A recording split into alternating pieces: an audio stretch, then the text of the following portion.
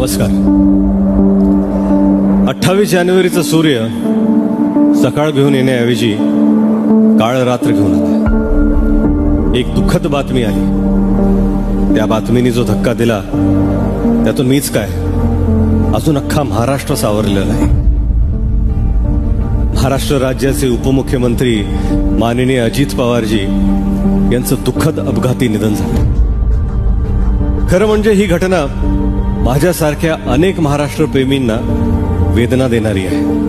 कारण ते फक्त महाराष्ट्राचे उपमुख्यमंत्री नव्हते, तर आपले लाडके दादा होते. आपण सगळे त्यांना प्रेमाने आदराने अजित दादा म्हणायचो.